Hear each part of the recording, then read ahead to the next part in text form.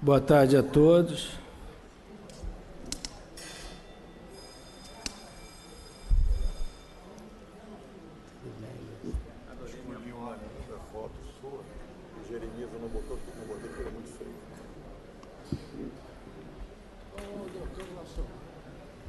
Convido o doutor Henrique Freire para tomar assento à mesa, um dos organizadores do simpósio. Convido o benemérito Pedro Grossi Júnior, também organizador do simpósio, a tomar assento à mesa.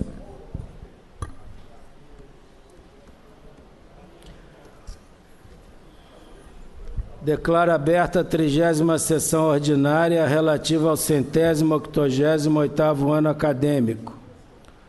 Está em discussão e aprovação as atas do dia 18 e 25 de maio e do dia 1º de junho de 2017, que os senhores acadêmicos receberam pelo correio eletrônico e por correio habitual. Alguém tem algum reparo a fazer?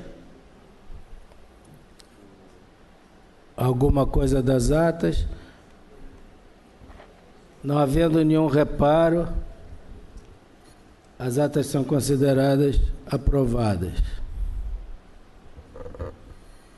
Em comunicações dos acadêmicos, queria comunicar que no dia de ontem o Hospital Procardíaco inaugurou uma ala nova, bastante moderna e bastante grande, e que é uma alegria, uma honra para a cidade do Rio de Janeiro contar com um hospital do gabarito da importância do procardíaco e principalmente agora com uma expansão muito grande. E também queria fazer um voto de louvor ao seu diretor-geral, Dr. Marcos Vinícius Martins, que hoje esteve presente no simpósio, na sessão da tarde, nos falando sobre responsabilidade civil. Algum acadêmico quer fazer uso da palavra? Acadêmico Walterzinho. Estimado presidente, caros confrades, convidados, eu gostaria de doar à Academia Nacional de Medicina esse livro intitulado Construtores do Instituto de Biofísica, Carlos Chagas Filho, volume 2. A princípio pode parecer estranho o que tem a ver o Instituto de Biofísica com a Academia Nacional de Medicina, mas alguns fatos comuns às duas instituições. O primeiro deles é que o livro foi escrito parcialmente pelo professor Vanderlei de Souza, nosso acadêmico. O segundo é que o livro retrata a trajetória, ou parcialmente a trajetória universitária, de alguns confrades. Antônio Paz de Carvalho, Marcelo Barcinski, que está aqui ao meu lado, Gilberto Mendes de Oliveira Castro, e os honorários Doris Rosenthal e Leopoldo Demeis. Terceira, alguns acadêmicos que são citados no livro. Então, a Eliette Busquelá, que está aqui na frente, a Patrícia Rocco, Egídio Nardi e eu. E, finalmente, o livro, enfim, vai aumentar o nosso acervo e facilitar que nós conheçamos um pouquinho mais os nossos imortais. Então, está doado aqui o livro, por favor. Muito obrigado, acadêmicozinho. Antes de continuar a discussão na plenária, gostaria também de expressar aqui como presidente do biênio 2015-2017 a minha satisfação de ver a Academia unida nesse momento e agradecer a todos que estão candidatos numa chapa única e agradecer também ao professor Jorge Alberto Costa Silva, que aceitou esse desafio de se candidatar junto com essa chapa de mais alto gabarito, que foi divulgada recentemente, ao próximo biênio. Então, conclamo a todos que no dia 6 de julho falem com todos os amigos para nós virmos aqui em peso votar em peso nessa chapa para que a academia saia fortalecida dessa eleição. Acadêmico Sérgio Novis.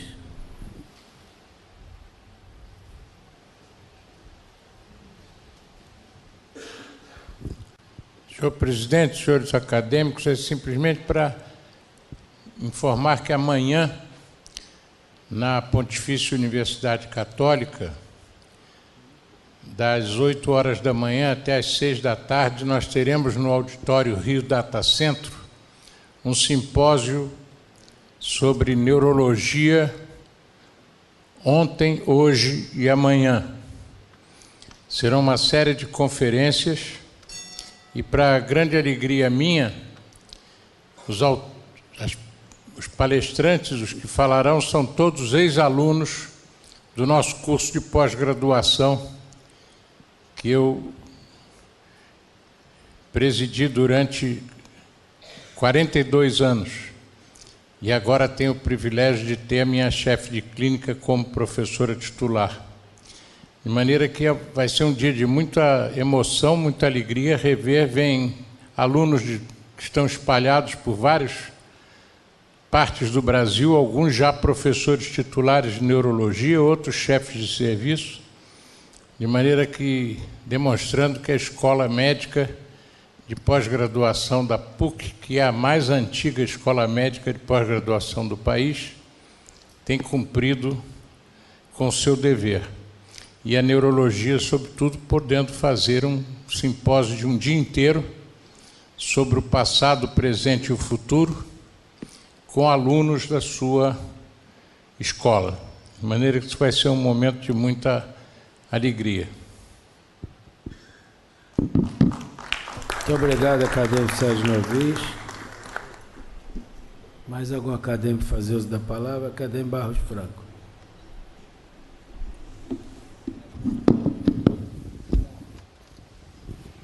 Senhor presidente, senhores acadêmicos e acadêmicas e demais presentes, eu queria só fazer uma notificação, uma informação, que ontem foi o Dia Mundial de Combate à Asma. Lembrar que a asma bronca, que é uma doença, às vezes, considerada de menor gravidade, ela acomete 10% da população mundial, que você imagine o número de asmáticos que nós temos nessa de 230 ou 240 milhões de habitantes a nível de Brasil, e, portanto, é uma doença da maior importância que deve ser lembrada e no qual a saúde pública, hoje em dia, está sendo muito estimulada a fornecer as novas medicações que permitem que essa patologia adequadamente tratada seja totalmente controlada, não ocupando, portanto, nem as emergências, nem os leitos do hospital. Muito obrigado. Obrigado, acadêmico Barros Franco. Mais algum acadêmico quer fazer uso da palavra?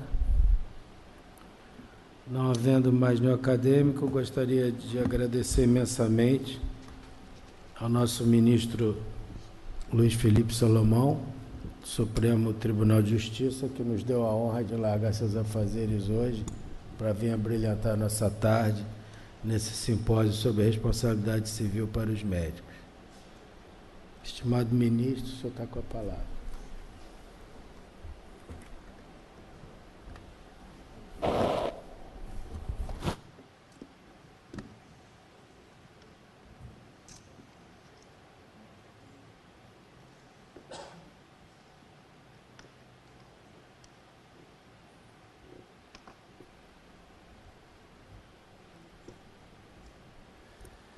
Cordial boa tarde a todos. Eu acabo de chegar de Brasília, que é uma cidade hoje em dia bastante calma e tranquila, como todos estão acompanhando. E me sinto, presidente, muito honrado de poder estar aqui nessa antiga academia, mas prestigiosa Academia Nacional de Medicina. Quando recebi o convite, remanejei um tanto a minha agenda. Hoje mesmo também uma gripe forte não me fez recuar. Eu vim com muita satisfação conversar um pouco, trazer um pouco a visão do Judiciário sobre esse tema bastante relevante de responsabilização no campo civil da atividade médica. Então, me sinto muito honrado de estar aqui. Vim uma vez com o saudoso ministro Menezes Direito, numa conferência que ele fez aqui também, já há muitos anos, é melhor nem eu mencionar quantos anos, mas é a segunda vez que venho e, para mim, é enorme satisfação, para mim é grande honra, conversar um pouco nessa tarde, nesse seminário, nesse simpósio relevante que a Academia promove hoje, no dia de hoje. Quero fazer também, presidente Francisco Sampaio, permita-me uma saudação especial ao Dr. Pedro Grossi, ao Dr. Henrique, que organiza no campo jurídico, Dr. Henrique Freire, no campo jurídico, esse seminário, e também ao meu queridíssimo amigo Glauciomar, Dr. Glauciomar. Também, em nome dele, peço que todos se sintam abraçados nessa tarde.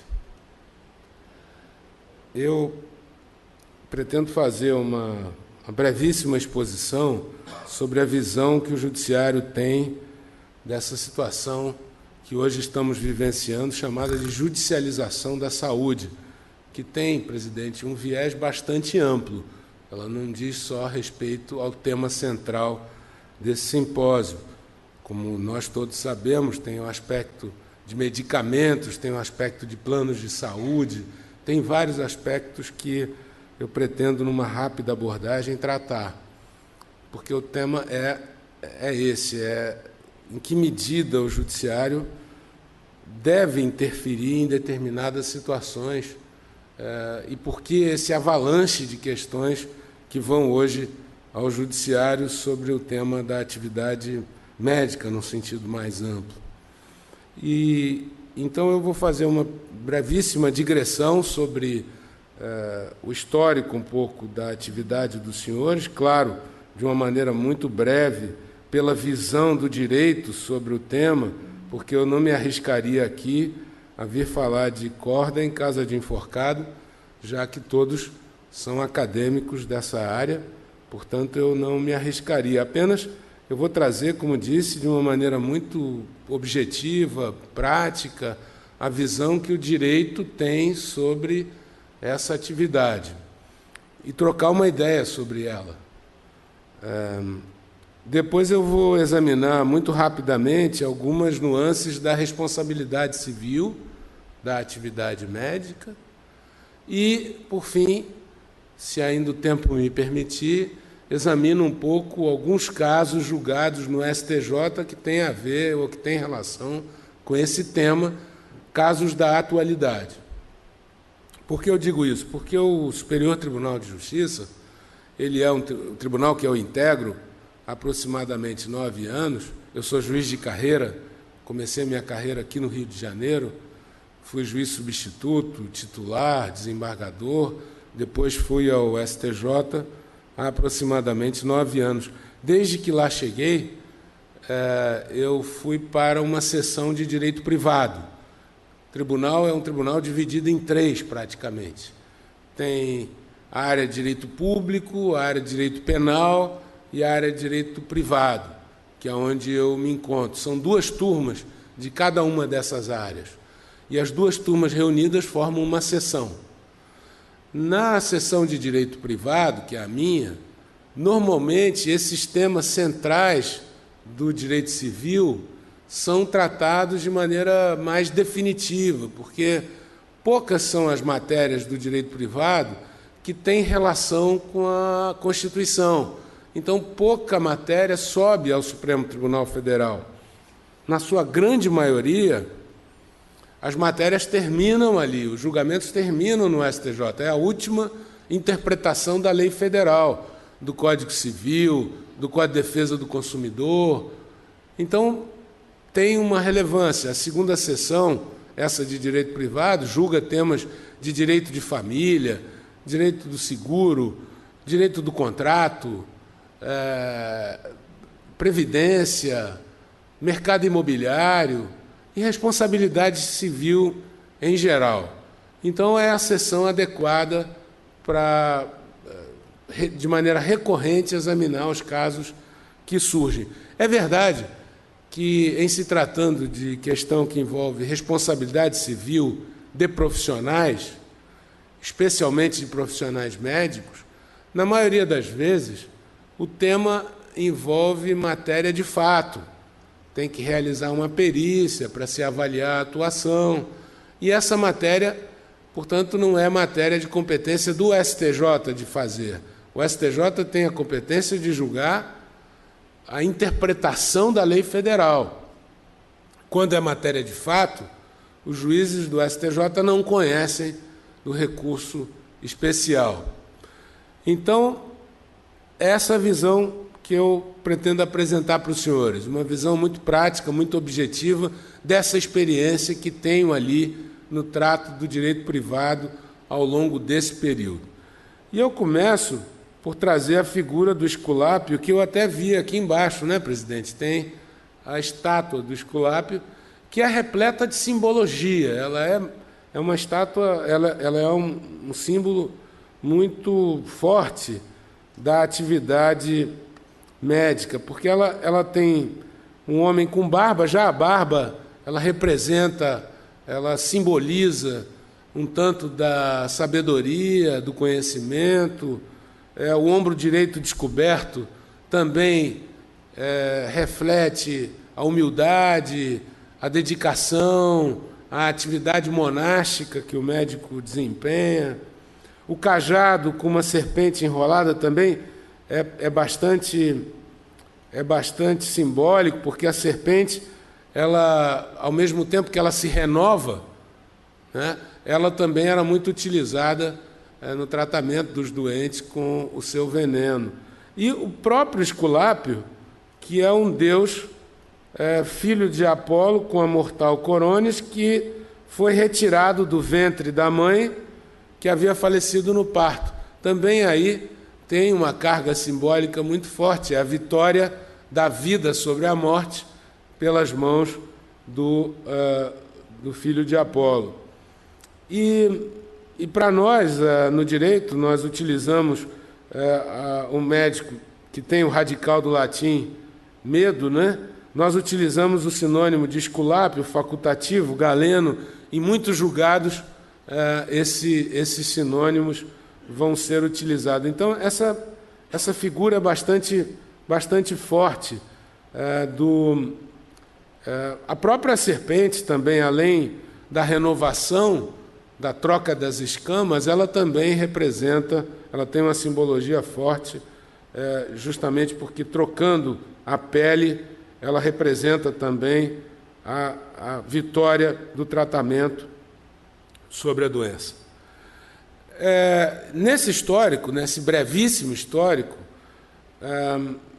eu lembrei da obra imortal do Gabriel Garcia Marques, que tem um livro fantástico, aqueles que conhecem vão saber do que eu estou falando, que é Do Amor e Outros Demônios, onde a pena do Gabriel traz a história de uma marquesina que fora mordida por um cachorro quando ela estava voltando. A história do livro é belíssima, porque relata um romance entre essa moça que foi mordida por um cachorro que tinha raiva com um médico, com um padre que vem de Roma para exorcizá-la.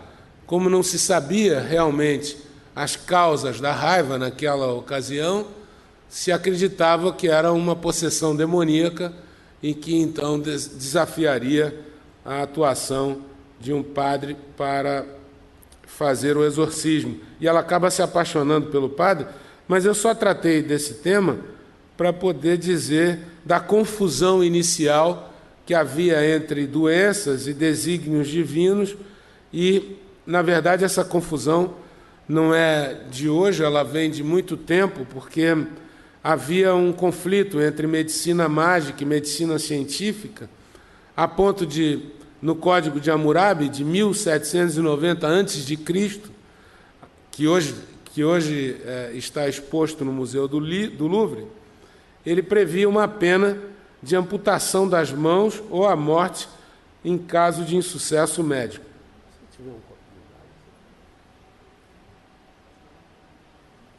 Obrigado.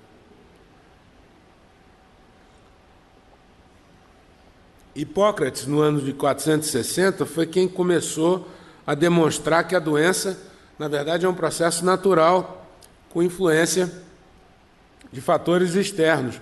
Mas, ainda assim, no ano de 468 a.C., na Lex Aquilia, havia o tratamento da falta, culpa profissional, punida com a pena de morte.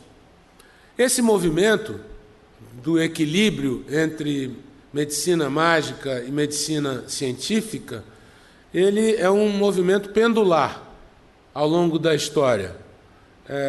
Foi-se de um momento em que se punia até com a pena de morte, justamente pela confusão que havia entre desígnios divinos e a cientificidade da atuação médica, para quase na Idade Média a irresponsabilidade total, denominada por nós, no campo do direito, de responsabilidade eufemística. E essa responsabilidade, ou quase irresponsabilidade total, perdurou até o começo do século XX, quando houve nesse movimento pendular uma guinada para a exacerbação da responsabilidade e ampliação do que hoje nós denominamos judicialização da saúde. Especialmente a partir dos anos 80, e especialmente baseado no fenômeno da medicina de massa que aconteceu a partir dos Estados Unidos da América, com a criação de planos de saúde, do abandono da medicina mais de caráter mais artesanal para a medicina de massa, surge essa exacerbação da responsabilidade e a ampliação da atuação do judiciário. Eu trouxe apenas para ilustrar isso que eu estou dizendo, algumas estatísticas muito breves, e é apenas, como disse, para realce do ponto que eu mencionei.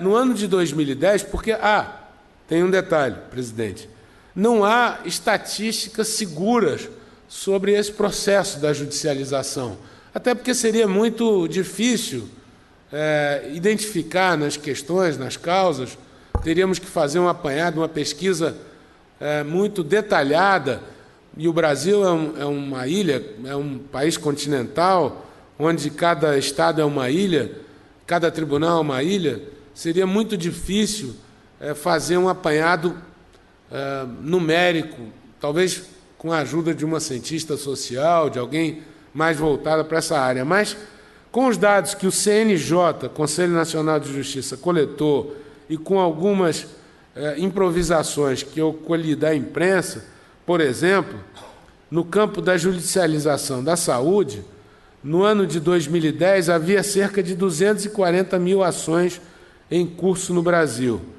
Houve um aumento de 631% nas ações na Justiça de São Paulo contra planos de saúde. Só contra planos de saúde. Esse é um dado de uma notícia publicada agora, recente, fevereiro de 2017.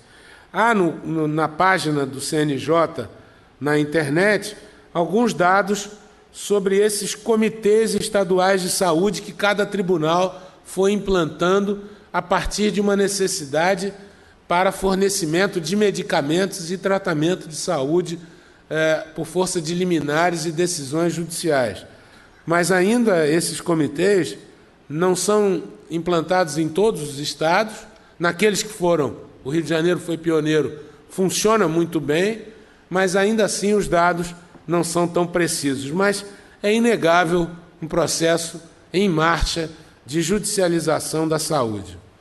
No caso do STJ, nós fizemos uma jornada de prevenção e solução extrajudicial de litígios, onde tiramos algumas conclusões para esse processo da judicialização. Uma delas é a recomendação de que, para prevenir previamente a propositura de ação versando a concretização do direito à saúde, é necessária uma etapa de composição extrajudicial mediante a interlocução com órgãos estatais de saúde.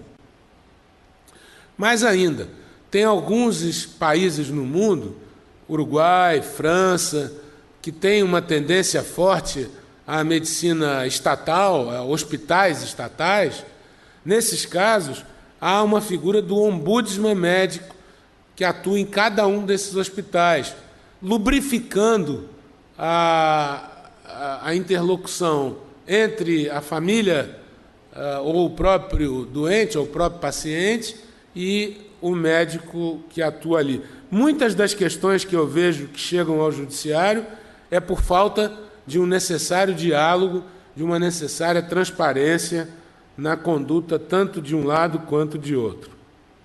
Fatores preponderantes, eu não vou nem me arriscar, porque todo mundo aqui sabe precisamente o que levou a esse processo de massificação da saúde. Queda na qualidade do ensino, medicina de massa, surgimento dos planos e seguros de saúde, esse fenômeno de demandas americanas. Lá há uma pesquisa que diz que em cada 7 médicos, 4 enfrentam demanda indenizatória. Justamente por isso surgiu essa questão da necessidade do seguro médico. No Brasil ainda temos a ausência desses mecanismos de solução extrajudicial, mecanismos de falta de interlocução entre paciente e hospital ou /médico. E aqui nós ainda temos algumas teorias, isso quando se trata de analisar seguro-saúde, plano de saúde, nós ainda temos 2 teorias que vamos ver um pouquinho mais à frente nos precedentes, que dificultam muito o equilíbrio do contrato, que é o princípio do mínimo existencial, previsto no Código de Defesa do Consumidor, e também a existência, tipicamente só no Brasil, da figura do dano moral em situações como essa. Bem, especificidades da atividade médica, talvez a maior lição que eu aprendi no julgamento de tantas causas que eu pude ver, presenciar, não só como juiz de primeiro grau, mas agora também no Tribunal Superior, é essa expressão. Na verdade, que os senhores conhecem muito melhor do que eu. Não há doenças, há doentes. Cada doente responde de uma forma a determinado tratamento, nunca é igual. Claro que há protocolos, claro que há padrões, mas cada um responde de uma maneira diferente, e aí entra esses fatores randômicos da ciência médica que jogam um pouco com a alha e com o perigo inerentes à atividade dos senhores. Também mexe com o conceito de estágio atual da ciência, que é completamente diferente das outras atividades, dos outros profissionais, porque a evolução da ciência é extremamente dinâmica na atividade dos senhores. Temos alguns casos hoje que dizem respeito a tratamentos experimentais. Na minha sessão de direito privado, nós julgamos um caso envolvendo um hospital de São Paulo num tratamento para câncer. E a discussão era saber se deveríamos carrear esse tratamento à custa do plano médico ou não, se o plano médico deve responder pelo tratamento experimental. Além do tratamento, há um outro recurso que eu acabei de afetar para julgamento em sentido mais amplo, na seção de direito privado, que são aqueles casos relacionados a medicamentos off-label, aquelas hipóteses em que o medicamento não está ainda registrado na Anvisa, nos órgãos governamentais brasileiros, mas é largamente utilizado em outros países, especialmente hoje em dia, com a comunicação dinâmica, com o intercâmbio dinâmico que o médico tem com os seus colegas de outros países, notadamente mais avançados no plano da tecnologia, e aí esses medicamentos, de maneira instantânea, são comunicados e o plano de saúde não tem a previsão do ressarcimento, e vem aí a discussão para saber se ele deve pagar ou não deve pagar. No caso que julgamos do Hospital de São Paulo, acabou que, por maioria, se determinou o pagamento do plano, porque, na hipótese, era a única chance que o paciente teria. Mas eu saliento que não é uma matéria tranquila e vai precisar ser pacificada no âmbito do tribunal. E agora, em relação ao medicamento, também nós vamos fazer audiência pública. Uma das entidades a serem ouvidas certamente será a academia, e então vamos decidir a respeito desse assunto. Nos Estados Unidos, tem uma recorrência de casos hoje, tanto nos Estados Unidos como em alguns países da Europa continental, que se denomina de ações indenizatórias por nascimento injusto. Filhos com deformidade congênita acionam ora o Estado, ora o plano de saúde, pelo fato de não terem sido advertidos em relação a doenças congênitas. Há já uma evolução nessas ações indenizatórias para se discutir a ausência de políticas públicas de controle de natalidade. Em alguns países já se aciona o judiciário pelo simples nascimento do filho sem um certo controle por parte do Estado. E alguns casos nos Estados Unidos sobre seleção de feto e genética que também começam a aportar às cortes. Outro dia, só fazendo um parênteses, um amigo me trouxe um caso, foi julgado, ou está sendo apreciado, melhor dizendo, pela Corte alemã, pela Corte Suprema Alemã, que reflete bem o momento que nós estamos vivendo de avanço da ciência, da tecnologia. A discussão, presidente, era para saber, num caso de automóvel não tripulado, que hoje já é frequente, na Alemanha teve um acidente de um carro não tripulado com um caminhão que transportava uma carga altamente tóxica. E aí a discussão era saber de quem era a responsabilidade, já que não tem motorista no carro. Então era saber se era o programador, se era o fabricante, de quem é a responsabilidade. E em algumas situações que envolvem genética, eu creio que nós vamos trabalhar um tanto com essa área. Tem um caso pitoresco de um fornecedor de sêmen para um banco de sêmen que houve um vazamento da identidade dele e alguns filhos nascidos dessa inseminação artificial acabaram descobrindo a identidade do pai e aí processaram o pai querendo alimentos, querendo pensão alimentícia. É pitoresco, mas eu imagino a situação desse camarada que não deve ser fácil, né? Bem, essa atividade dos senhores, ela é muito complexa, porque ela forma não só a relação simples entre paciente ou família do paciente e a atividade médica. Ela tem um plexo envolvendo multifacetas de um mesmo problema, que o judiciário tem que olhar para essa multifaceta e não só para um elemento dela. Há a relação médico-paciente, Estado, hospitais, clínicas, pesquisadores, seguradoras, e esse terceiro imparcial, que é o papel que o judiciário tem, ele tem um papel muito interessante nisso, e os precedentes, que nós chamamos de precedentes, hoje cada vez mais importantes, os precedentes têm um papel relevante, porque eles trazem aí, hoje pelo novo Código de Processo Civil, uma espécie de vinculação vertical para os juízes seguirem aquele precedente. Então não tem mais tanta liberdade para as decisões, os precedentes, isso que nós estamos fazendo, a análise da jurisprudência, é muito importante. Então, já seguindo aí para a gente examinar um pouco das questões centrais que chegam no STJ, prometo que vou ser bastante breve, no caso da responsabilidade civil médica, como todos aqui sabem, houve uma resolução, né, que tratava do ato médico e depois uma grande discussão entre os senhores se deveria haver uma lei cuidando desse assunto ou não. Acabou surgindo em 2013 a lei que dispõe sobre o exercício da medicina e ela é considerada, a interpretação dela é feita pelo Superior Tribunal de Justiça, em conjunto com o Código de Defesa do Consumidor e com o Código Civil. Nós manejamos esses 3 institutos para analisar a conduta médica.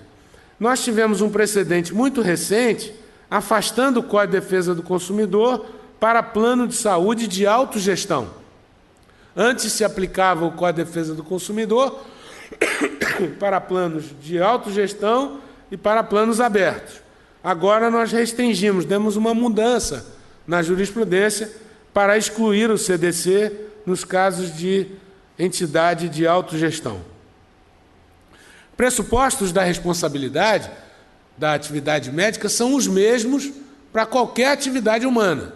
Só gera responsabilidade a partir de uma conduta voluntária, de um dano injusto, havendo nexo de causalidade, dolo ou culpa.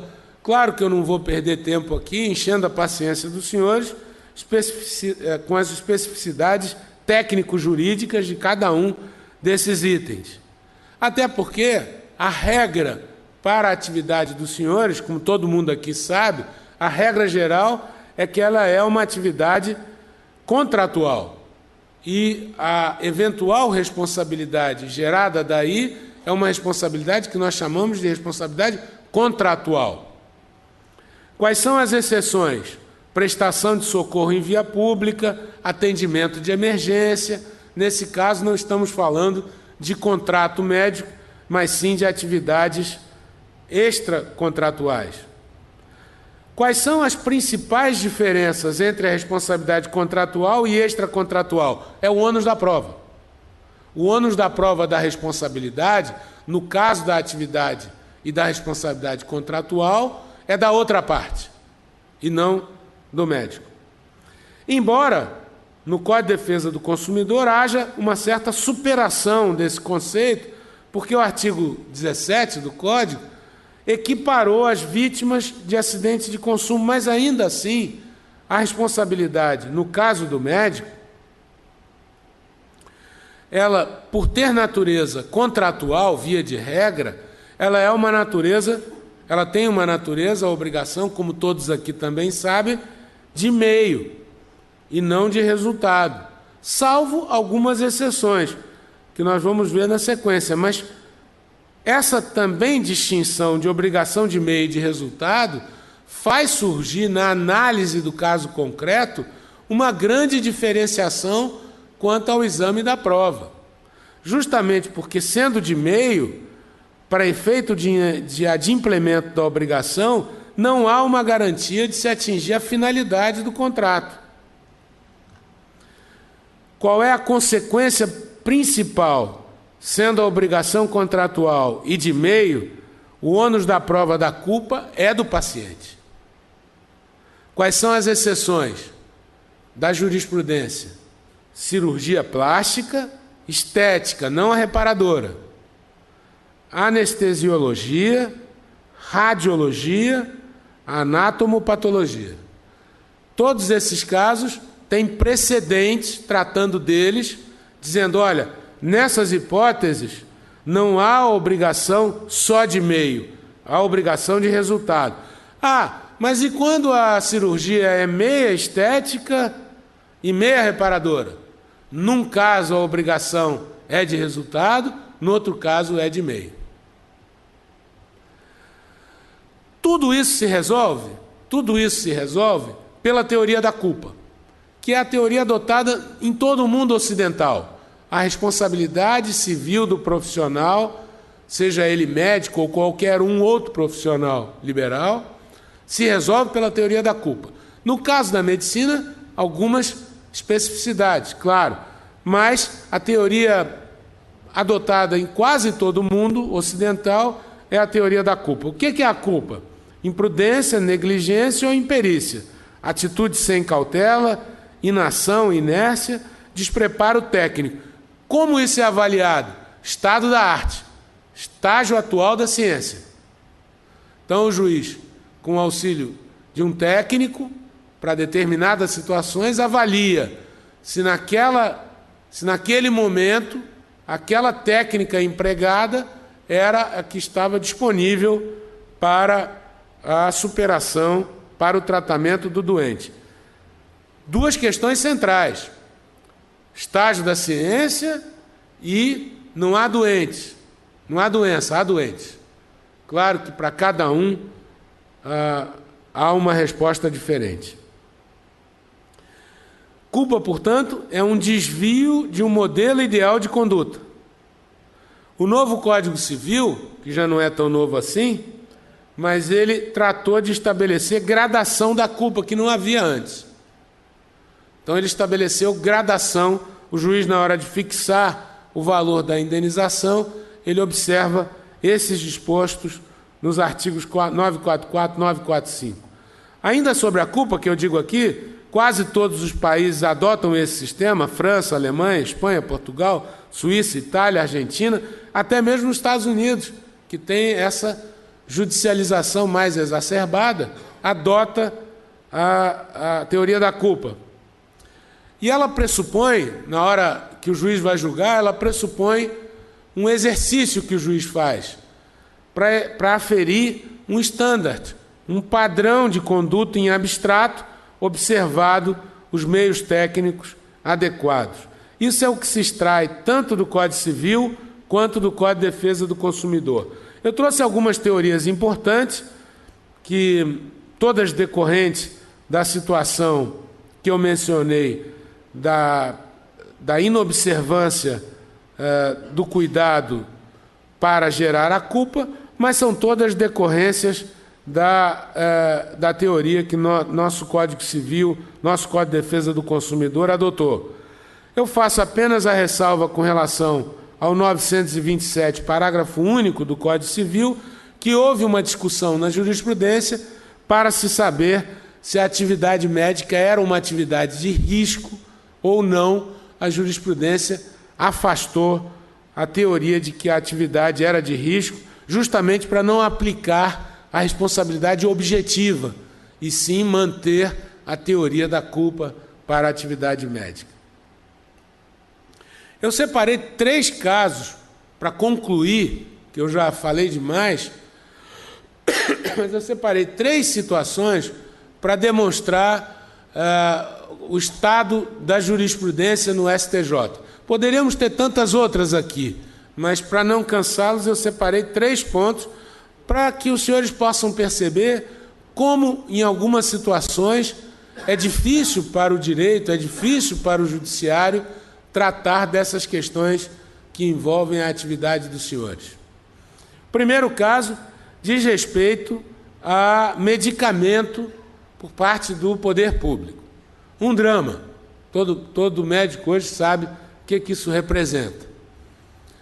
A Constituição estabeleceu a obrigação da União, do Estado e do município de fornecerem os medicamentos para tratamento de saúde, e aí essa conta foi parar no colo do Poder Judiciário, justamente porque há situações em que o tratamento é um tratamento muito complexo. O medicamento é bastante complexo do ponto de vista do orçamento. Normalmente o juiz se coloca numa situação muito difícil, porque a parte chega ali com uma doença já em fase terminal, e se o juiz não der a liminar, às vezes o medicamento é extremamente caro, oneroso, se o juiz não der a liminar, ele se vê numa situação muito delicada. A mesma coisa acontece quando você vai num plantão judicial, e toda noite tem em todos os estados da federação, vai alguma família de doente pedindo a internação em UTI. O juiz, às vezes, ele está fazendo até, determinando a internação no sistema privado, o que é um abuso, um absurdo, mas está fazendo, porque na frente dele ali, ou ele manda internar, ou o paciente morre. Aí os senhores vão falar, bom, mas então, eu já vi isso, um colega meu juiz chegou para mim e falou, olha, eu mandei o oficial de justiça lá para fazer a internação, o médico me telefonou e disse, olha, o senhor vai escolher quem vai sair, quem vai morrer, porque se entrar um, o outro vai ter que sair, porque a UTI tem número para internação.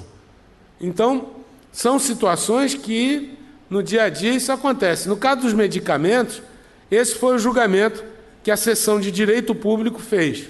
Tratando-se de fornecimentos de medicamentos, cabe ao juiz adotar medidas eficazes à efetivação de suas decisões, podendo, se necessário, determinar até mesmo o sequestro de valores do devedor, bloqueio, segundo o seu prudente arbítrio e sempre com a adequada fundamentação.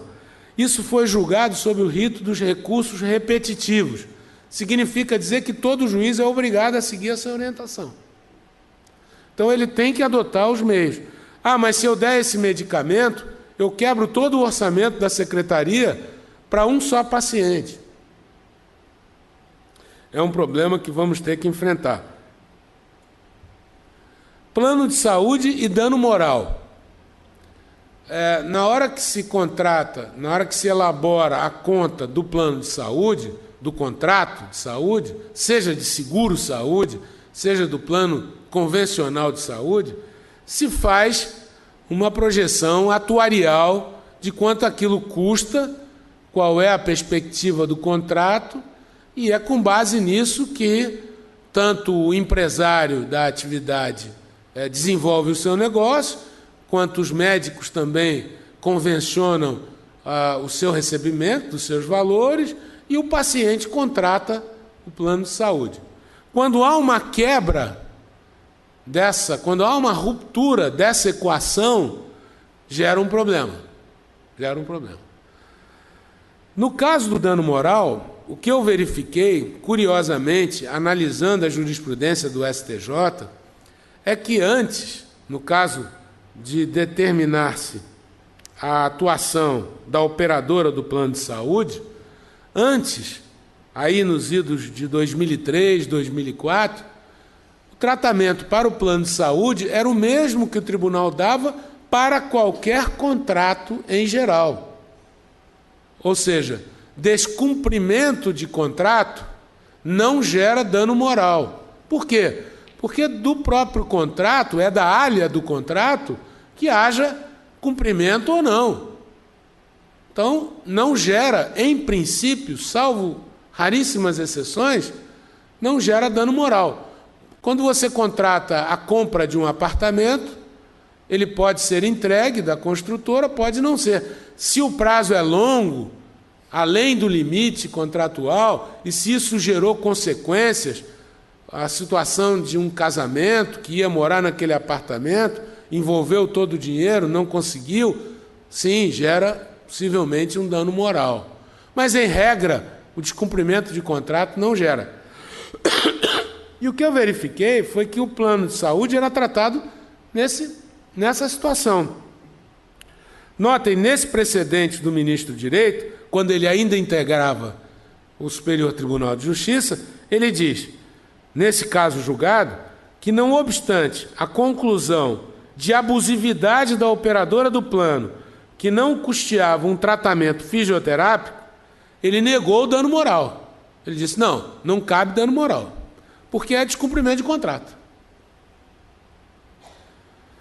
Já em 2004, na relatoria da ministra Nancy Andrighi, aí envolvendo uma seguradora de saúde, ela que se recusar a custear o tratamento, ela diz, não, nesse caso aqui há uma presunção, por se tratar de saúde, de plano de saúde, há uma presunção de que a negativa do plano gera dano moral.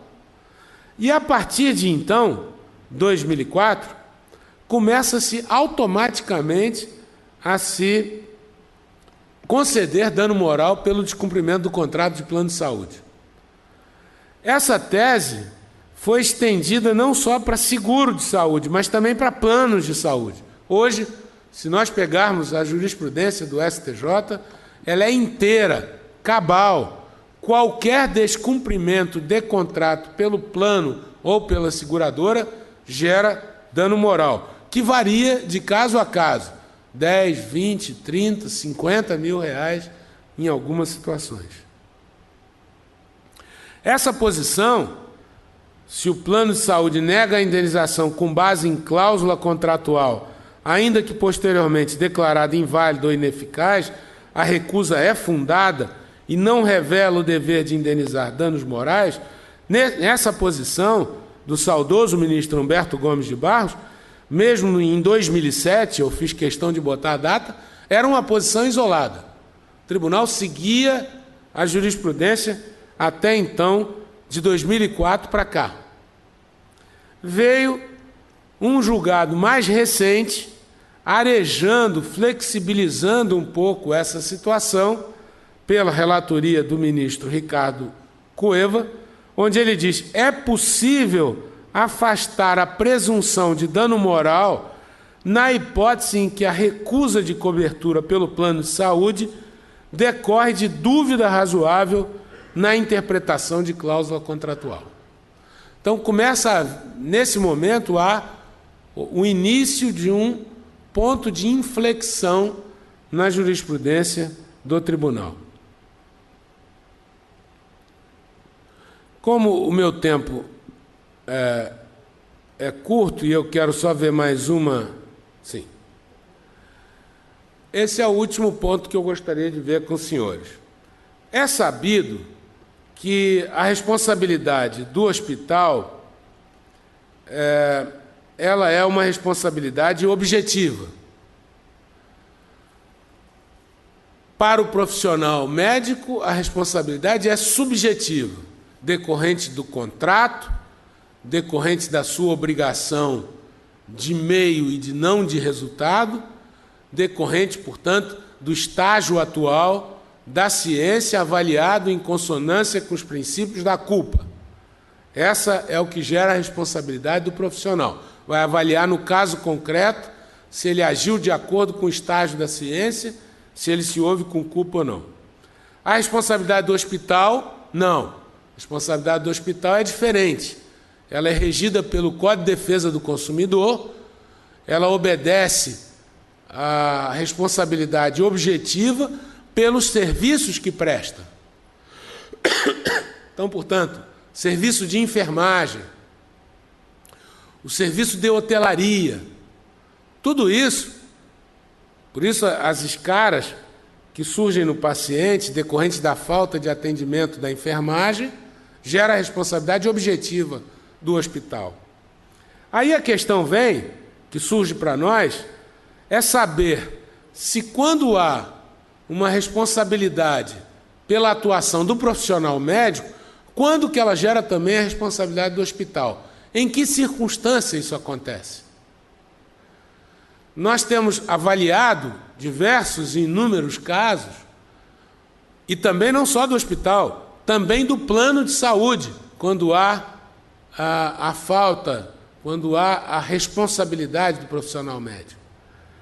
Nós temos avaliado essa situação por um prisma muito interessante, que é a da existência de vínculo entre o médico e o hospital.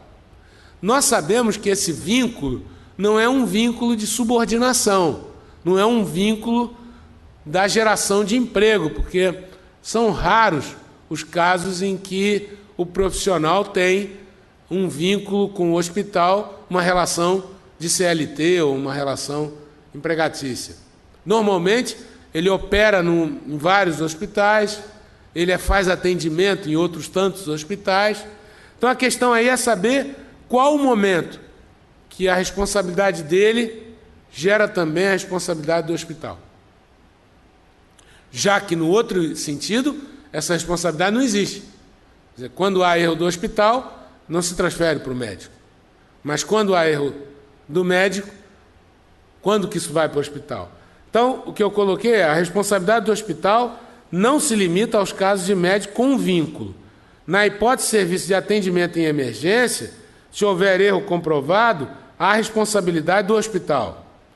Médico apenas cadastrado para atuar no hospital sem qualquer vínculo ou preposição não tem subordinação. Aquele em que o hospital só empresta a sala ou só empresta a sala para atendimento, a sala cirúrgica. Nesse caso, o hospital não responde.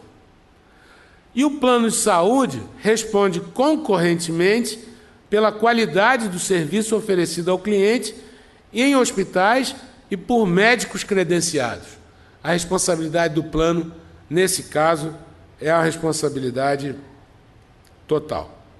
Bem, eu já falei demais, peço, presidente, desculpa pela extensão da minha exposição, quero renovar aqui o agradecimento.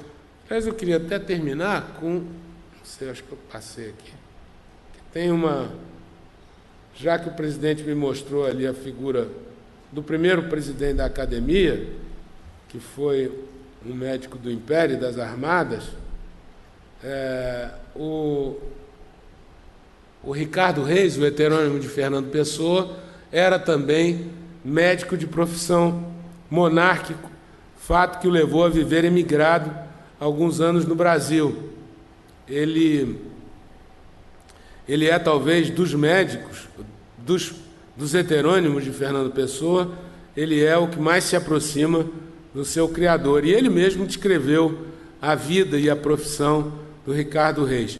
E ele tem uma frase, o Ricardo Reis, do Odes, né, que é muito interessante. Ele diz: para ser grande, ser inteiro. Nada teu exagera ou exclui. Ser todo em cada coisa. Põe quanto és no mínimo que fazes. Assim, em cada lago a lua toda brilha, porque alta vive. Obrigado, presidente.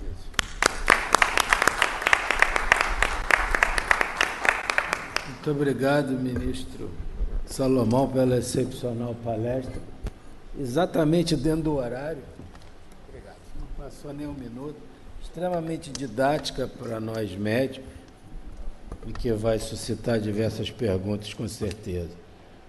Convido agora o acadêmico José de Jesus Camargo para nos falar da necessidade de valorização da relação médico-paciente nesses novos tempos. Muito obrigado, senhor presidente, pela oportunidade de participar desse evento e pela excelência das apresentações e a convicção resultante de que vamos sair daqui maiores, mais fortalecidos.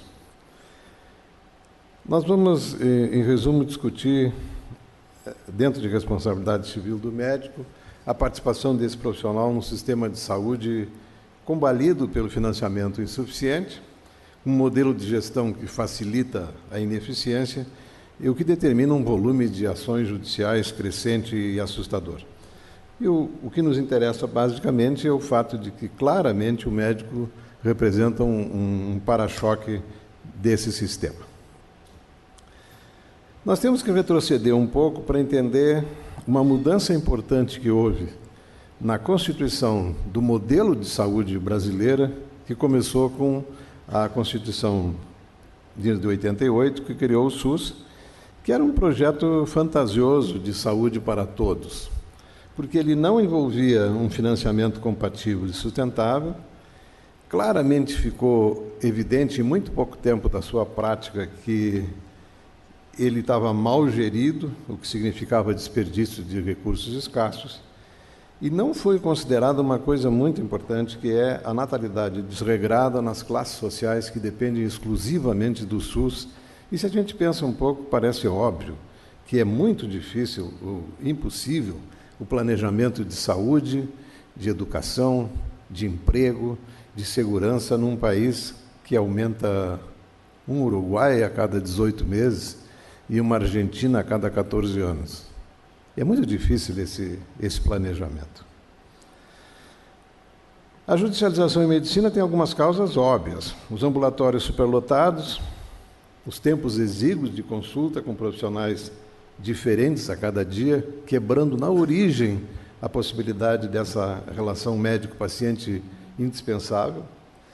A sensação lotérica que todo paciente tem quando vai consultar pelo SUS e não sabe qual será o humor do paciente que o atenderá. Um dia desses, circulando por lá, eu sentei ao lado de um velhinho e lhe perguntei como é que estava o atendimento, o que ele esperava desse atendimento. E ele me disse: doutor, pelo tom de voz, ou ele está furioso, ou ele acha que nós somos todos surdos. Ele saiu de casa para uma consulta não tendo noção de que tipo de humor o receberia. O atendimento massificado já foi referido, e eu acho que uma coisa muito importante é que esse atendimento massificado exclui afeto das relações. E a relação apressada, por si só, já ela é muito deficiente como fonte de aproximação das pessoas, e nesta condição ela é especialmente danosa. Quando nós juntamos isso a profissionais subtreinados e mal pagos, e eles necessitam, para sobreviver, exercerem vários empregos, frequentemente em locais diferentes, o problema se multiplica. E uma coisa muito importante, e os médicos têm essa percepção muito clara, é que ele é o único ente visível desse sistema deficiente. Não tem mais ninguém quem responsabilizar. O paciente não sabe que saúde tem gestor municipal, não sabe o nome do ministro e não está interessado em saber. Ele tem um médico na frente dele para quem ele pode se queixar ou pôr a culpa. E nós sabemos bem, atendendo essa população pobre, o quanto ele está machucado, o quanto a agressividade de um paciente do SUS não é gratuita. Ela foi parida com um grande sofrimento, um crônico sofrimento ao longo da vida dessas pessoas. Na área do câncer, provavelmente é onde mais eles se sentem atropelados, com a ideia de que é uma doença grave, progressiva, potencialmente mortal. Qualquer protelação nunca será entendida como uma doença em que 1 mês ou 1 mês e meio de evolução não vai fazer diferença. Como uma boa parte desses casos tem o diagnóstico tardio, o desfecho previsível será visto sempre com sentimento de culpa e de abandono, porque ele não foi capaz, por ser pobre, de oferecer ao seu familiar um tratamento mais digno e a seu tempo. O rancor da desconsideração é duradouro, a gente sabe isso muito bem. E certamente um paciente que se sentiu humilhado no ambulatório, ele levará toda essa humilhação para os próximos médicos que o atenderão no futuro. Ele já chega no consultório marcado por essa mágoa crônica. E aí tem um elemento importante de participação recente, que é a internet, né? Que ao mesmo tempo funciona como biblioteca e como lata do lixo da ciência, porque lá nós podemos encontrar de tudo. E eu escrevi sobre isso uma crônica mostrando os modelos mais frequentes de médicos com passagem pela internet. E os 2 modelos mais comuns são esses. Um paciente baseado nas suas consultas, ele está convencido que ele não tem nada grave e ele traz no olhar um ar do desafio. Não tente me impressionar que eu sei que eu não tenho nada grave. No outro extremo, é o paciente que explorou uma área que tecnicamente ele não maneja, ficou convencido que pode ser uma doença grave e ele tem um ar de desespero em busca da negação. Me diga que não é, pelo amor de Deus, mas ele está convencido que pode ser, e isso traz toda a angústia a esse pobre infeliz. Mas um paciente mais informado, ele é necessariamente mais exigente, não? E isso aumenta a agressividade em consultas relâmpagos. Ele quer resposta às perguntas que ele deixou pela metade, ou por não ter formação suficiente para interpretar o que leu. Por outro lado, a velocidade com que o conhecimento médico avança é impressionante, o que significa que os médicos precisam de atualização constante. Como há muito da população médica brasileira não aspira mais do que sobreviver, levando para casa um mínimo de provento para manter uma família com uma certa dignidade, esse tipo de médico ele não tem tempo nem motivação para estudar. E muitos pacientes adoram testar o conhecimento médico. Esses dias uma senhora me disse, quando eu era menina eu tive o diagnóstico de síndrome de Albright. O senhor sabe o que é isso? Eu disse, olha, eu não sei, nunca ouvi falar. E como eu tenho mais de 40 anos de medicina, eu não ter ouvido falar é muito ruim para a doença, porque ela não tem importância nenhuma, né? E além disso, pela sua história, fica evidente que não é uma síndrome fatal e não mudou o seu senso crítico. A senhora está valorizando uma coisa que evidentemente não tem importância nenhuma. Mas não tem nada mais verdadeiro de que a desatualização é o processo pedagógico mais rápido que existe a velocidade com que um médico pode se desatualizar é impressionante. Uma outra justificativa para a judicialização é o jeito que o médico brasileiro é obrigado a trabalhar para sobreviver. A quantidade de médicos que fazem jornadas de até 48 horas, evidentemente que isso potencializa a chance de erro, e o médico que atende o paciente cansado e irritado pelo cansaço, ele nunca vai ter esse cansaço explicado pelas horas de trabalho. O paciente sempre vai perceber o cansaço e a irritação como desinteresse por ele. Já foi referido durante a tarde que o médico passou a ser visto como um servidor da saúde, e a distância entre o servidor da saúde e a máfia de branco é uma distância muito sutil, né? Ele perdeu a nobreza e a fidalguia da figura dos nossos antecessores. E o paciente passou a ser um consumidor, com maior nível de exigência, com acesso democratizado à informação e com acesso ao judiciário.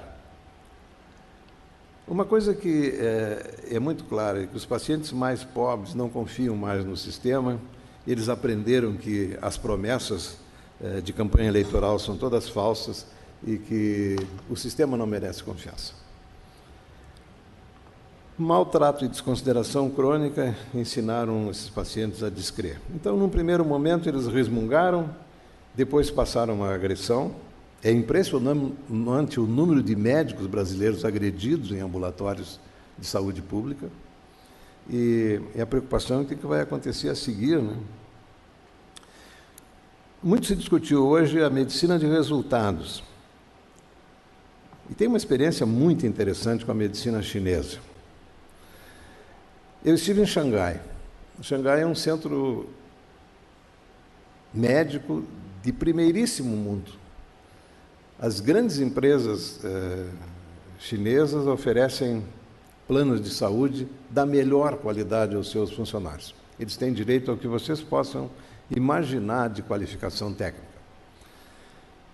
Acontece que a grande maioria da população chinesa é rural. E o habitante rural não tem acesso a plano de saúde. E ele aceita tacitamente que, adoecendo, ele deve vender alguma coisa para remunerar o médico que o tratará. Só que a percepção que o chinês rural tem é que ele está comprando resultados. Ele não está comprando tratamento médico.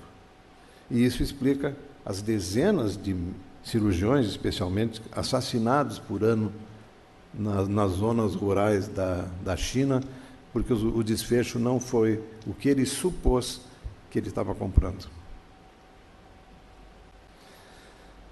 As escolas médicas, sem dúvida, há muito tempo estão treinando técnicos para diagnósticos corretos, tratamentos perfeitos, e com 3 décadas de atraso, pelo menos, começaram a perceber que nós não podemos tratar simplesmente as doenças, né?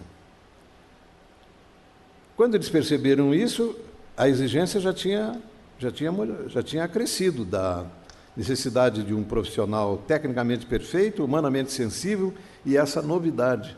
O médico precisa ser adequado ao seu tempo, ele tem que ser um gestor implacável para racionalizar custos e preservar a funcionalidade do hospital.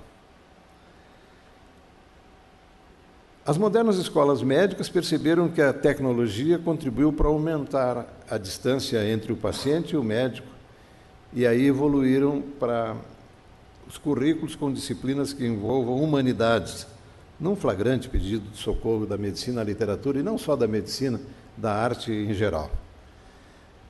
De qualquer maneira, o exercício da sensibilidade deve melhorar a qualificação profissional, e eu tenho convicção absoluta que entre 2 médicos igualmente treinados sempre prevalecerá o mais carinhoso. Esses números, como o ministro Salomão referiu, são muito variáveis, né? Eu tinha um registro aqui de 112 mil processos sob demandas da saúde no Brasil, ele falou de 240 mil, e parece que o número de baixo é um pouco mais confiável. Nesse momento tem 29 mil médicos brasileiros sendo processados. Isso repercute sobre o sistema de saúde, pelas indenizações, e uma coisa muito importante em termos de custo, que é a prevenção que o médico passa a ter em relação ao risco de errar. E ele passa a fazer muitos exames caros e, na maioria das vezes, desnecessários. Essas são as especialidades mais atingidas. Foi referido, e é verdade, que nos Estados Unidos a especialidade que tem o seguro mais alto é a anestesia, porque as complicações da anestesia têm um dano potencial incomparavelmente maior. Mas a ginecologia e obstetrícia, especialmente a obstetrícia, é a especialidade mais demandada. E a razão disso é que são especialidades que têm um prenúncio de felicidade, né?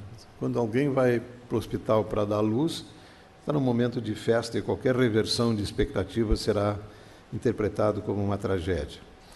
Na ortopedia e traumatologia, a visão é outra. Se o indivíduo era normal, sofreu um acidente e é atendido pelo médico, ele tem que voltar a ser normal. Se ele não consegue isso, alguém deve ter feito uma coisa muito errada. A cirurgia plástica tem a reconhecida perspectiva, fantasiosa na maioria das vezes, de que o indivíduo que paga por um procedimento cirúrgico, se ele ficar menos do que lindo, maravilhoso, alguém deve ter feito tudo errado e deve ser processado. O processo médico tem um papel dramático na vida desse profissional. Eu descobri que dano moral, que era uma entidade abstrata na minha cabeça, é a incapacidade que o médico tem de se sentir feliz, completamente feliz, mesmo estando vivendo uma fase alvissareira da vida. Sempre que ele tem a possibilidade de ser condenado por um processo, qualquer que seja o processo, ele se sentirá cronicamente infeliz. Eu fui processado por uma mulher que tinha sofrido um acidente, foi entubada durante várias semanas e saiu do hospital com uma traqueostomia e incapaz de emitir qualquer som. 5 anos depois, ela foi aposentada por invalidez, era uma vendedora ambulante. 5 anos depois, eu atendi no ambulatório e disse que era possível reconstruir a traqueia proximal e recuperar a condição de ventilar pelo caminho habitual e recuperar a voz. Ela foi operada, teve uma evolução maravilhosa e teve alta do hospital com uma voz levemente rouca. No dia da despedida, beijou as mãos abençoadas e voltou para a vida, e eu estava muito feliz, tanto quanto ela. 8 meses depois, eu recebi uma intimação de uma demanda judicial por indenização, por dano moral, de uma paciente que tinha ficado um pouco rouca, o que interferiria com a sua condição de vendedora. A audiência foi impressionante, porque a juíza ouviu a história e quis saber como é que era mesmo e o que a movera ao processo. E ela disse: não, eu não queria processar o doutor porque ele foi muito bom comigo, mas o meu vizinho, que é advogado, me disse que se a minha voz não ficou normal, é porque o doutor deve ter feito alguma coisa errada e que eu tenho direito à indenização. A juíza encerrou a audiência, arquivou o processo por ridículo e eu voltei para o hospital muito desconfortável, apesar de aliviado, porque é ruim ser processado, né? Nós somos afeitos à gratidão, ao reconhecimento, né? O desapreço do processo provoca um dano emocional na gente que não tem preço. Não há nada. Eu acho que é ingenuidade supor que a preocupação maior é ressarcimento financeiro. Não, é o desapreço, é o desamor. Isso é muito, muito, muito ruim, né? E eu acho que a Eulália sabia disso, porque durante toda a audiência ela não me olhou em nenhum momento. E a gente sabe bem que a vergonha coloca chumbo nas pestanas dos envergonhados, né? A contribuição do sistema é muito clara, né? Faculdades criadas como moeda de politicagem barata. Nós temos várias faculdades de medicina no Brasil que não têm hospital-escola. Que tipo de médico nós estamos formando e que vulneráveis eles serão no futuro é impressionante. A rigidez afetiva na relação explica muito dos processos. Eu, na verdade, tenho convicção absoluta que por trás da grande maioria, subtotalidade dos processos médicos, tem um atropelamento afetivo. Eu já errei e fui consolado pela família porque a relação era muito boa. E acho que a base do processo médico começa a ser construído com uma má relação pessoal com o paciente e com a família. Nós vivemos esse grande paradoxo, né? Os médicos modernos sabem muito mais do que os médicos de antigamente, e os pacientes idosos falam com nostalgia dos médicos antigos, que tinham mais tempo para ouvir e para serem bons parceiros. A relação médico-paciente claramente esfriou, e eu tenho dificuldade, mas eu insisto com os residentes e com os estudantes dessa verdade, que todo paciente infeliz tem por trás dele um médico errado. Mas é verdade que nós não estamos rodeados só de boa intenção, né? Esse denuncismo crônico,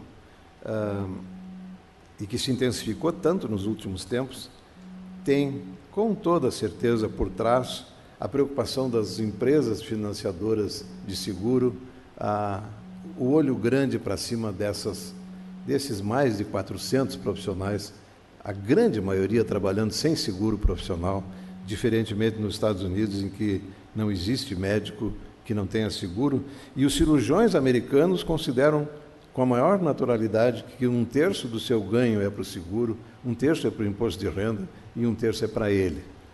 E isso é visto com naturalidade porque ninguém consegue trabalhar sem seguro. Eu tenho um amigo meu que é neurocirurgião em Chicago e ele me disse uma coisa que me impressionou. Ele me disse, neurocirurgião nos Estados Unidos que tenha menos do que 4 ou 5 processos em andamento, só tem uma explicação, ele está trabalhando pouco. Os juízes, de um modo geral, não têm conhecimento científico para tomar decisões técnicas quanto à real necessidade de um medicamento ou tratamento. O ministro Salomão já referiu isso, eu acho que é uma coisa muito importante, né? O sofrimento e a angústia do juiz com essa sensação de como eu vou me sentir se o negado fizer a diferença entre a vida e a morte dessa pessoa, né? Ele não disse como é que a gente faz para resolver, mas ele disse que é uma questão que nós temos que encarar. Eu não sei bem como é que a gente encara isso, porque o custo é absurdamente alto, né? Esse outro aspecto, que é a arbitrariedade da justiça, determinando que pacientes internem onde não tem lugar para internar, é uma coisa crescente no nosso meio e exasperante. Eu sou diretor do Centro de Transplante e há umas semanas atrás eu recebi um telefonema da enfermeira-chefe da UTI que tinha um oficial de justiça lá determinando internação imediata de um paciente que seria transferido de uma outra UTI. Porque houve uma grade lá que mostrou uma vaga na UTI que tinha sido ocupada naquela noite por um transplante. E ela me disse, olha, ele disse que se não conseguirmos a vaga, ele vai me prender. A pobre enfermeira que não tinha, ela não fez a grade, nem colocou os pacientes internados em condição grave. E eu disse, olha, faça o seguinte, liste os 11 pacientes, quando eu chegar aí você me entrega a lista, e eu entreguei para o... Ele era um tipo muito agressivo.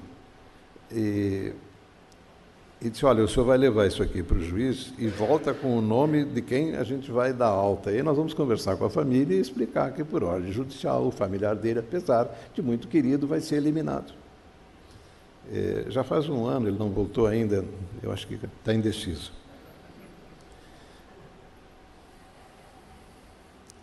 Esse é outro drama do juiz, né? A autorização de um pedido pessoal pode comprometer o atendimento da coletividade, e isso tem sido cada vez mais frequente com um crescimento exponencial dos custos do Estado para remunerar terapias absurdamente caras.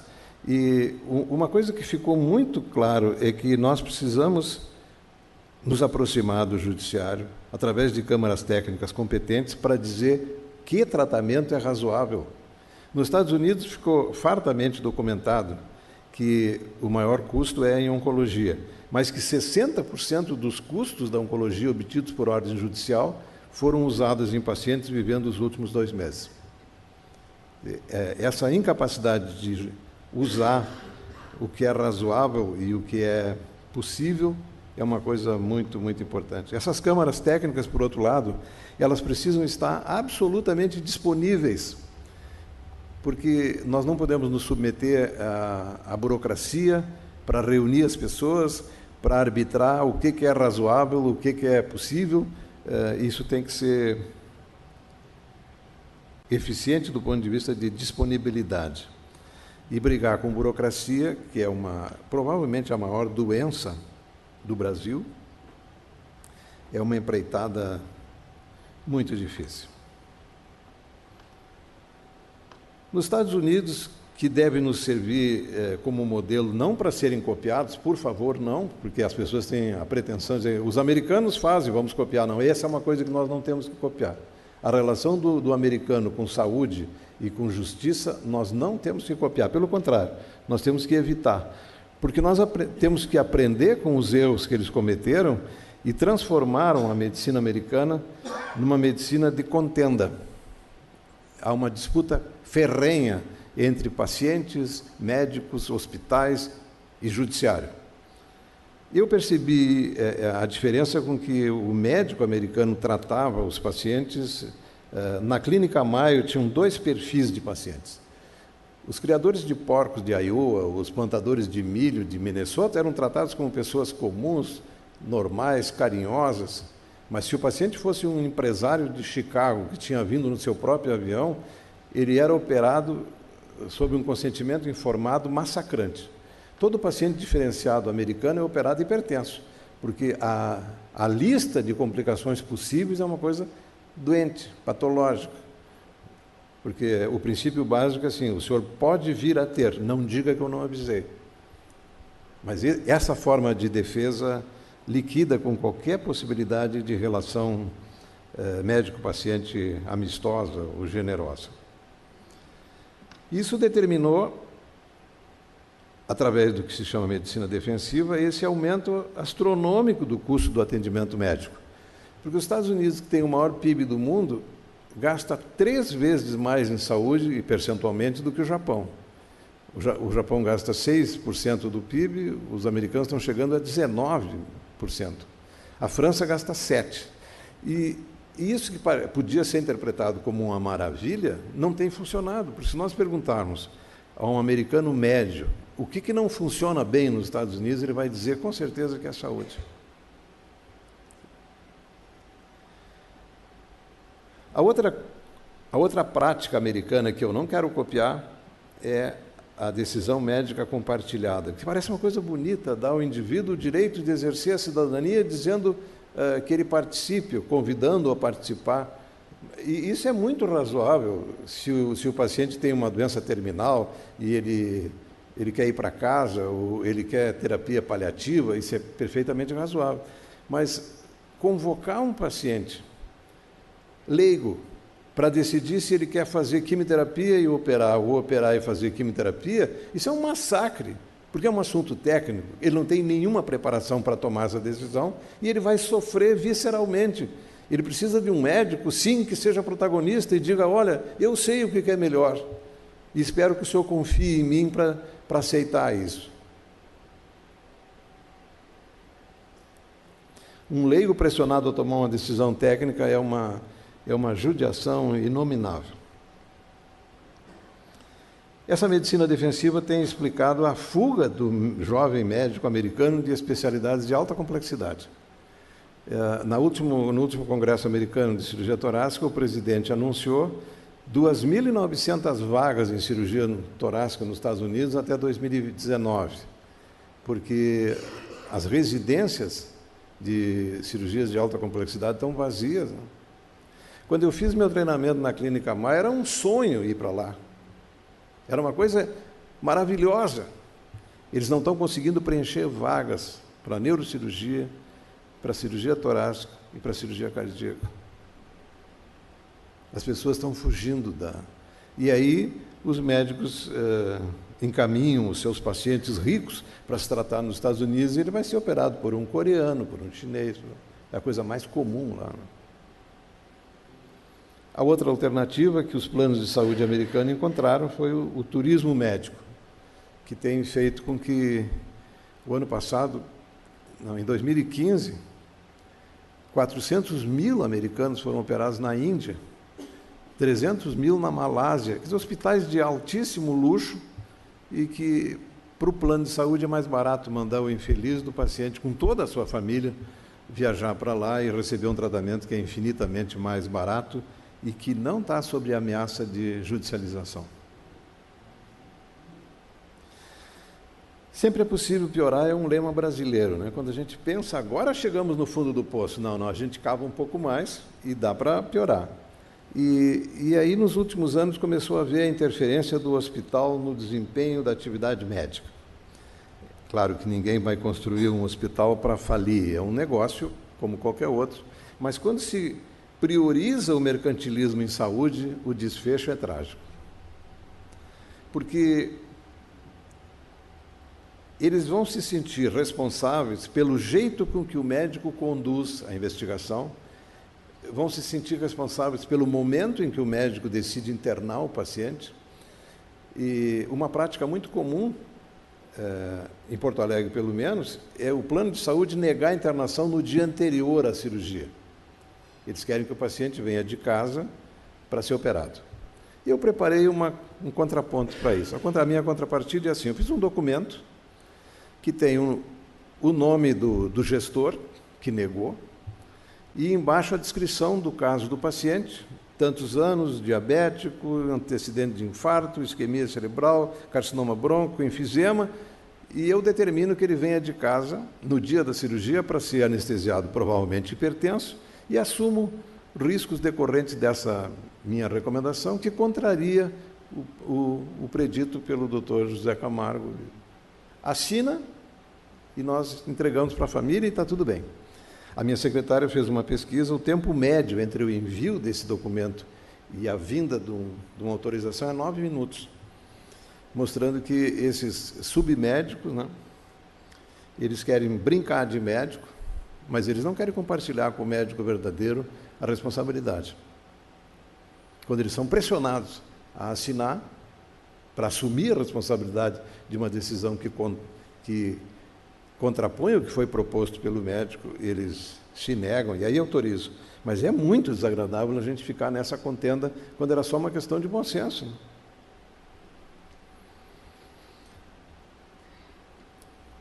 Nos Estados Unidos, a tentativa de racionalização passou por isso, o aumento do custo de judiciário, para que não se processe por qualquer coisa, estabelecer protocolos para a solicitação de exames e procedimentos diagnósticos, a criação de câmaras técnicas ativas e um resgate da relação médico-paciente que foi progressivamente sendo destruída.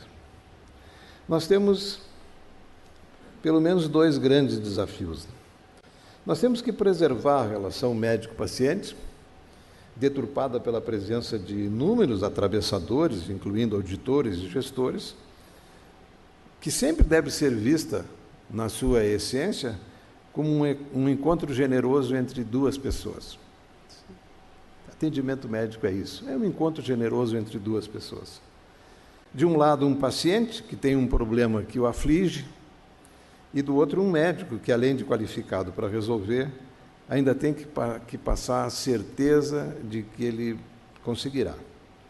E nós não podemos permitir, sob hipótese alguma, que burocratas descomprometidos afetivamente deturpem a relação humana mais intensa e aguda que se pode estabelecer entre 2 pessoas que eram completamente desconhecidas até que uma delas adoeceu.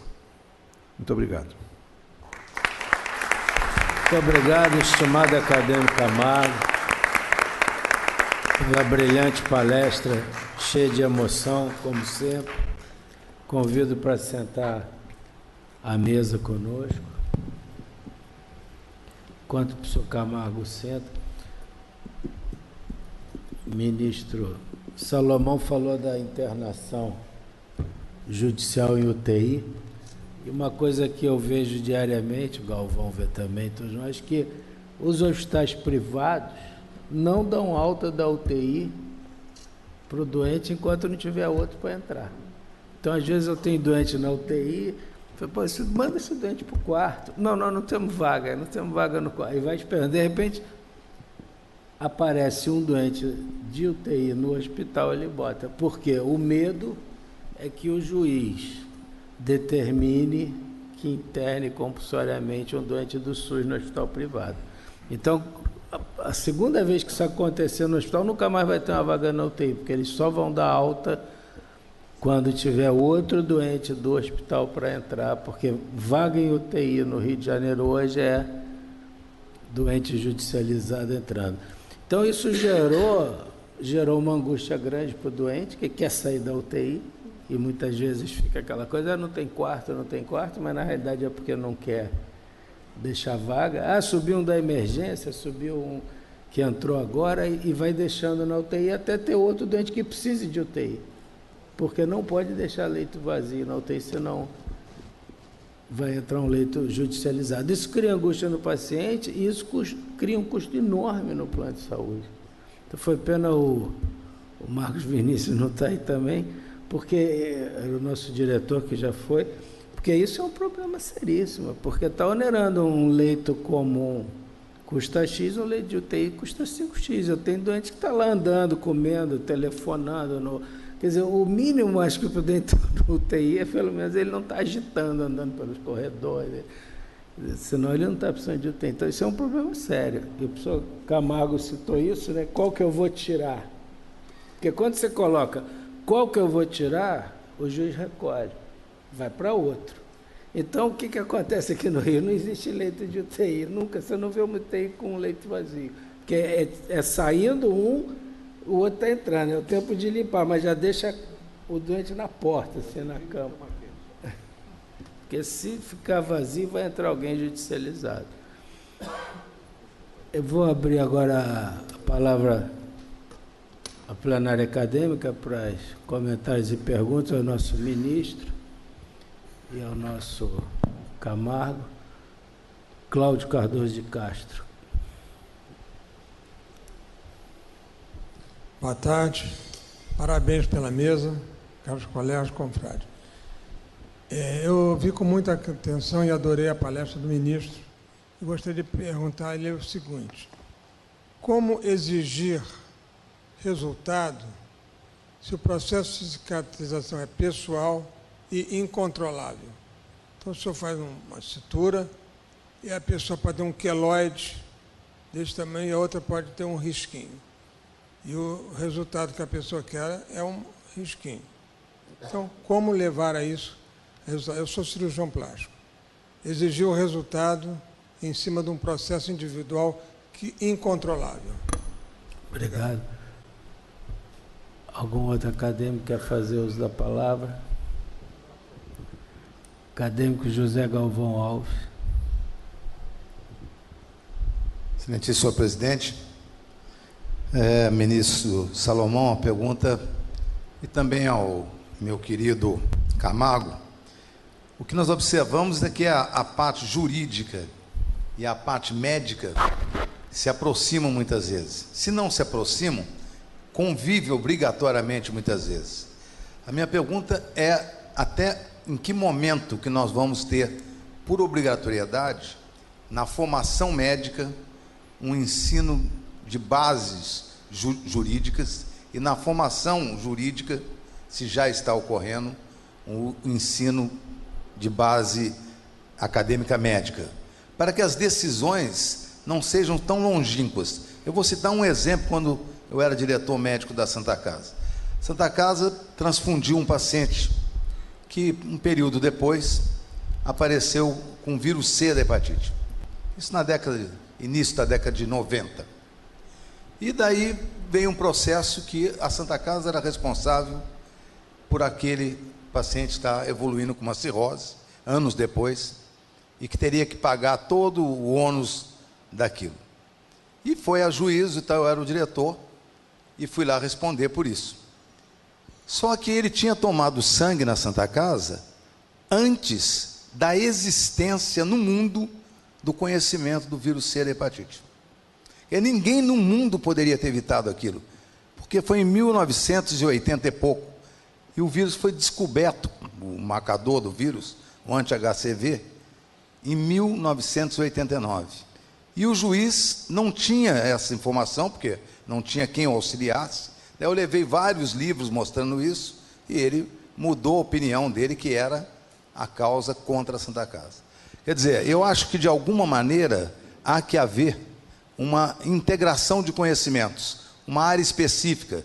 Pessoas médicas, aqui tem o Renato, que é um exemplo disso, nosso colega de turma, que se dedica hoje à parte jurídica, né? Mas há que haver, dentro do ensino médico e dentro do ensino da advocacia, do direito, essa área de confluência, para melhor adequar as condutas de ambos os lados. Muito obrigado. Acadêmico Daniel Tabaque.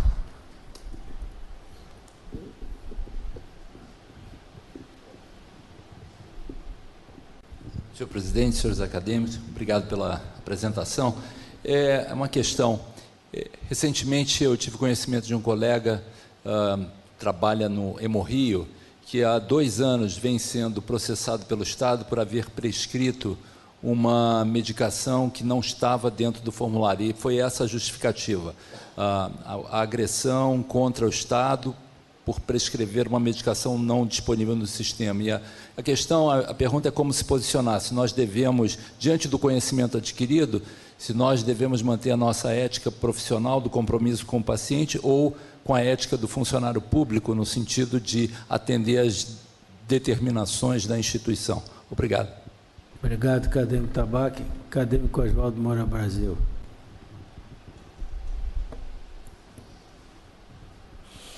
Obrigado, presidente. Queria fazer uma pergunta para o ministro Salomão.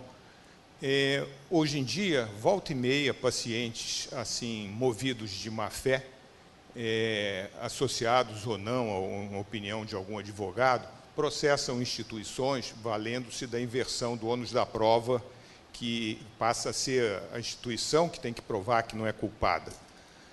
Somando-se a isso, em geral, esses pacientes usam o artefato de incapacidade financeira e usam a chamada justiça gratuita, que nem sempre se aplica a esses pacientes.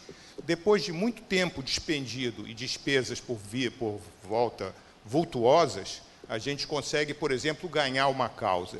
E o que a gente pode fazer com esses pacientes que às vezes são litigantes de má-fé, se é que a gente pode falar assim, não entendo muito de linguagem jurídica, mas não se poderia processar esses pacientes por essa litigância, uma vez que a gente perdeu tempo, perdeu dinheiro e não tem nada a receber de volta?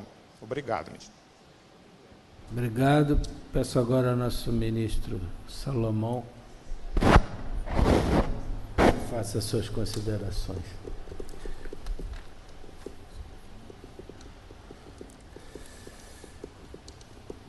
Eu agradeço bastante o interesse, a atenção com que acompanharam o debate. Em primeiro lugar, eu quero cumprimentar o doutor Camargo, uma belíssima exposição, trouxe uma faceta humana da atividade que os senhores desempenham, que nos tempos de hoje ela fica colocada de lado.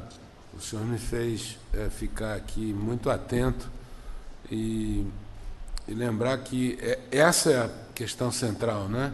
O resto é todo secundário. A questão central é essa relação humana em que uma pessoa entrega a vida nas mãos de um outro ser humano, e aí se desenvolve uma relação muitíssimo afetiva e de cuidado.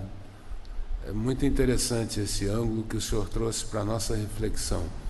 E ele também me faz pensar na ideia da litigiosidade, né? Eu talvez não tenha caminhado muito para soluções, porque elas são muito complexas, muito desafiadoras. Num país onde nós estamos hoje começando a tratar do que nós chamamos de soluções adequadas, soluções extrajudiciais, que nós estamos começando com muito atraso. Temos uma lei de mediação, que é do ano passado, temos uma nova lei que ampliou a arbitragem, mas a nossa formação jurídica é uma formação do litígio, uma formação. O advogado ele é formado para entrar com a ação, ele não é formado para compor. E eu acredito que muito dessa relação também paciente ou família do paciente e o médico, ela falta essa, como eu disse, um pouco desse diálogo, um pouco dessa ideia de um intermediário do bem, não um intermediário do mal que se utiliza da intermediação para fins de lucro. Então, talvez a gente pudesse elaborar uma série de propostas para essa atividade. Hoje, muitas das demandas que a gente chama, o doutor Moura Brasil também tratou desse tema, do litigante compulsivo, que nós chamamos. Hoje tem muito essa litigância, justamente fruto, como eu digo, talvez a gente precisasse aqui de um outro seminário o dia inteiro só para tratar disso. Porque, no caso do Brasil, nós temos alguns fatores incentivadores dessa judicialização. O custo para ingressar em juízo é muito barato, praticamente, o custo da justiça é muito pequeno. Os advogados, se permite no Brasil uma prática que em vários países do mundo ela é repelida, que é a cobrança de honorários pelo êxito, e não antecipadamente. Em vários países do mundo, se proíbe a cobrança pelo êxito justamente para não se incentivar o litígio. Além disso, nós temos um vácuo de atividades de mediação. Nós não temos hoje, ainda de maneira capilar, uma atividade privada que funcione como mediação, como tem em todos os países do mundo.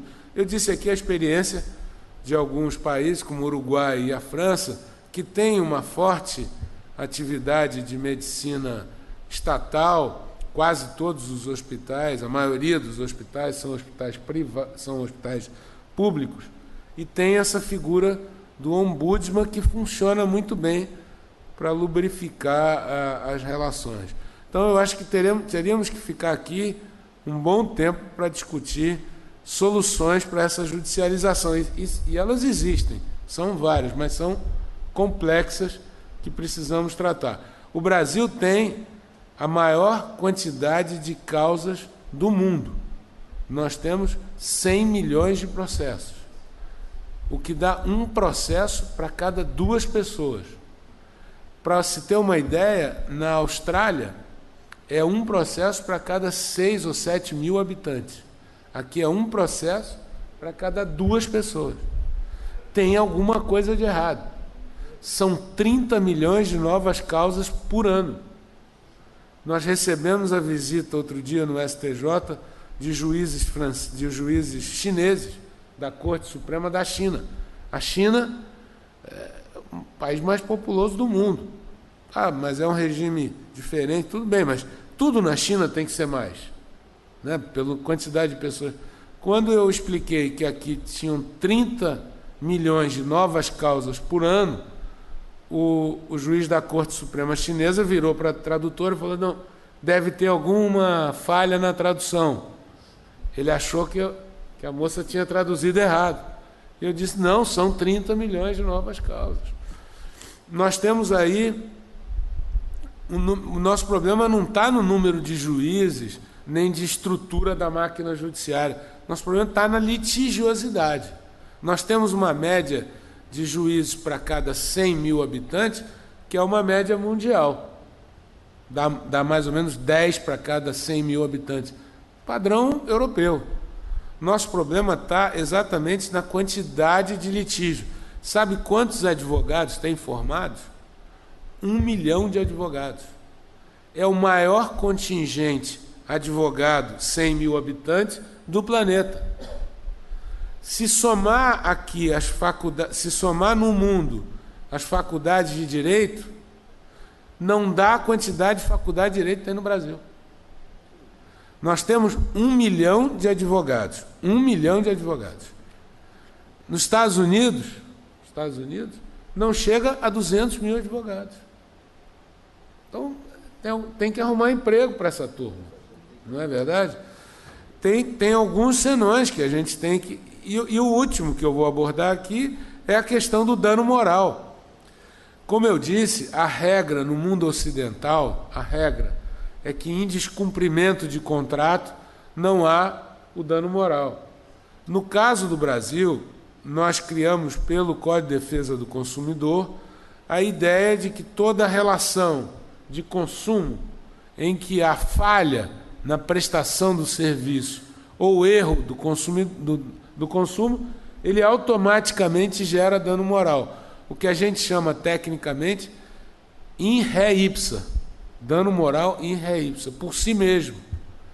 Isso é uma peculiaridade do Brasil nas relações de consumo, nas relações de fornecimento de produto ou serviço. Não tem em outros países. Então, isso também é um fator que estimula a judicialização das demandas.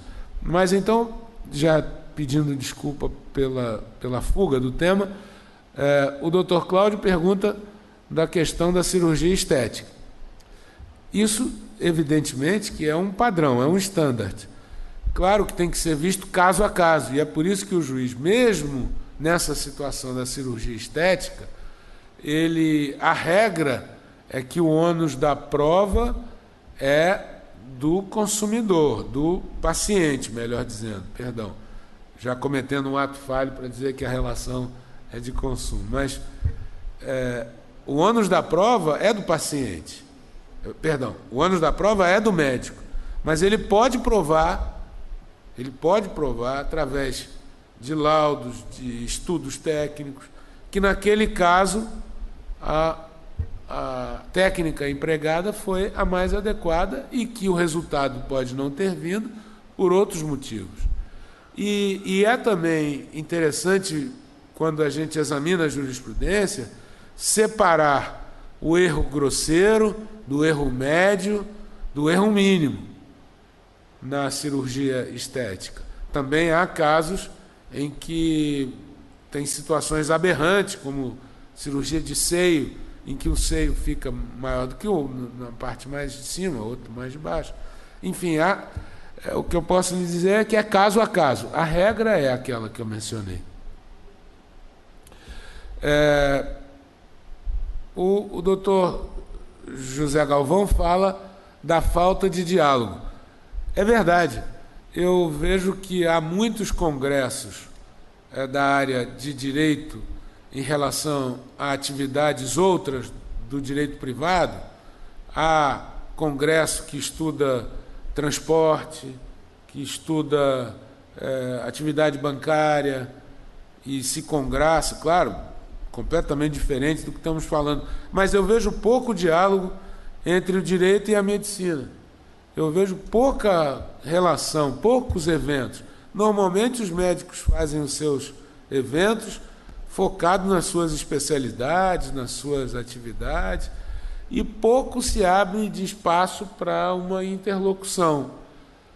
Também da nossa parte, os julgamentos são feitos sem um conhecimento mínimo da atividade da medicina. Então, é um ponto que precisamos aprimorar, e a academia, presidente, tem um papel relevante nessa situação. O Dr. Tabac fala de um ponto muito interessante, que é esse: se o médico, no medicamento lá, em sentido amplo, off-label, né, se ele deve seguir as regras do contrato com o plano de saúde ou se ele deve cumprir com a sua obrigação. Eu acho que ele tem que cumprir com a sua obrigação. A minha resposta seria essa. Claro, vai enfrentar aí um problema depois, mas eu penso que ele enfrentaria um problema maior se ele não recomendasse, ou pelo menos não explicasse. Aqui entra também a questão do consentimento informado,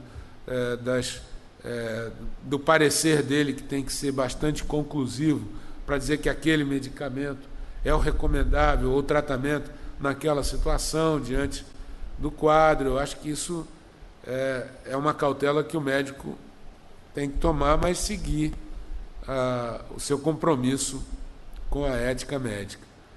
E o Dr. Moura Brasil falou da inversão do ônus da prova, que é um fato que eu já abordei, e do litigante compulsivo, que eu acho que nós precisaríamos um outro cenário, um outro dia, para discutir essas técnicas de soluções extrajudiciais, fora do judiciário.